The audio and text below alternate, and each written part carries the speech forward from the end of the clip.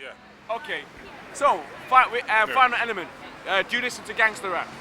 Not really, but I've taken it in enough to stop listening to it now. Oh, okay. Well, so Yeah. what do you think that gangster rap has an effect on society? Yeah, to a degree, I think it does. Because In what way?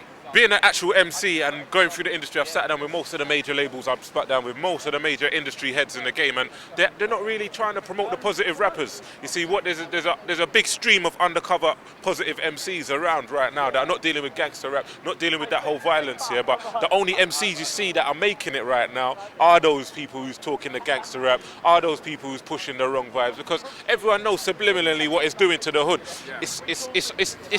This is strictly politics. The whole rap thing is politics, you know what I'm saying? Everyone knows with a balance it gives people the option. But if you take away the balance, and you push only strictly gangster rap, only strictly like bad vibes music, then obviously that's what's gonna move into the youth, because the youth don't have the opportunity like us to listen to the old school and have an understanding what hip hop really was about, the struggle that we went through to speak your mind, to be able to do positive things. Now all you see is 50 Cent talking about bling bling, get rich or die trying. That ain't hip hop. That ain't hip hop. That's crap. Okay, so why do you think he outsells most of the other artists then? Because he sold his soul, and they're going to put him to the top right now, simply because he's... all right, without me rushing into certain things, without sounding like I'm some conspiracy theorist, but on the real tip, 50 Cent's a man that sold his soul, man. He knows what he's doing right now to the young youth. And it's not just young black youth, it's actually to all youth, you know? He's doing it to all the youth. At the end of the day, man, as an experience... Is that across the world or in the United States? He's somebody who's been shot 6 times or whatever, and he believes, that he's Superman. Instead of giving his thanks to God, and showing people that, yo, listen, I survived something serious here. I made it to the top, but at the same time, this is the vibe that we should be pushing. At least something totally different. All you see from the guy is kill your people, shoot your people, buy drugs, I'm a gangster, I'm this, fuck that, fuck. I mean, at the end of the day, we've all been through, we've all done certain things, but you'll notice the real MCs want to still try and push something like to deter the youth from doing those, to following those actions, you know? I don't think he's a good role model, and I think gangster rap is fucking us up. And that's from a rapper. So, I'm not gonna lie. Well, in recent years, the gun crime has gone up considerably in London. It has. In your opinion, where are these youths getting the guns from, man? That's the biggest problem. You struck the nail on the head. I was watching a program yesterday, and that's what it was all about. It's like the guns have come out of the floor. I remember I hail from the days of Lucozade bottles, man. Yeah, you know, I'm from the Lucozade bottle days, man. We used to bottle guys. Like, you have to have something. Like, you have to possess something. Back in now, it's just cowards, isn't it? It's cowards. It's just a cowardly thing. The guns have come out of the floor. I believe that there's a lot of maybe other terrorist groups or whatever that's feeding the guns into society right now. You feel what I'm saying? Yeah.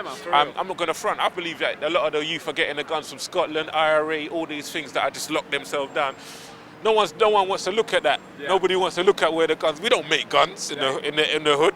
Exactly. Like, there's some guys I know, right, that I've been part of that kind of game. Yeah, I've been part of it. I've sampled that life to a degree, so I know for a fact that at the end of the day, we went from Lucozade bottles to these little wooden baseball bats, to maybe the odd knife, and then all of a sudden guns were on the ends, so in abundance. So when you was in the game, was you listening to the gangster rap? Did it kind of make you more? No, I was in the game because brokenness leads you to the game, you know? So it wasn't the gangster that led you to it? Brokenness leads you to the game. Most people, that's what it's all about, steady income. Most people just want a steady income in the first place, So you think it's a social problem now? Yeah, it's a social problem as well, definitely, because a lot of people are not...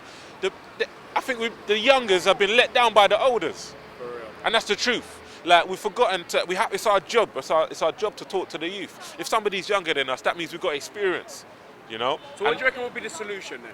Because in recently, the politicians like Blunkett and them man have said there's a link between gangster rap, drugs and guns. You see, that's the problem. You see, the industry's got to take its responsibility as well, and stop strictly pushing gangster stuff, you know what I'm saying?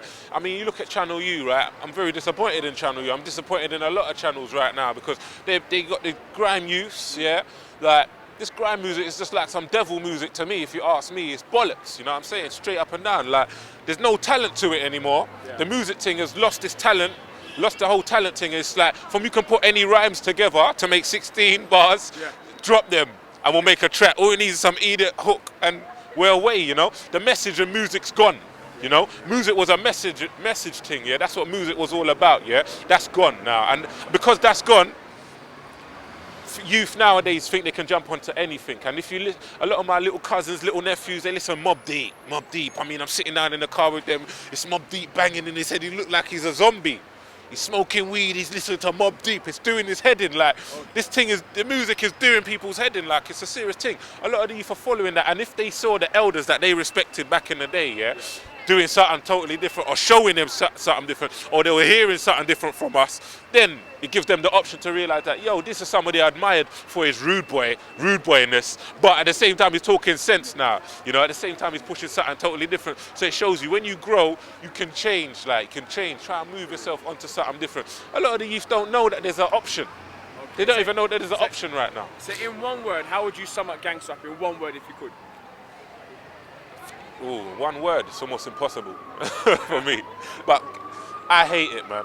I ain't gonna lie, I hate it. There's people out here that's true. I believe gangster rap should be left to, we should separate the borders, yeah? The people that are really living that, fair enough, you're telling your story. Yeah. We understand that it's a story, yeah? Because that's what rap is, it's a story of either someone's life, your life, or some.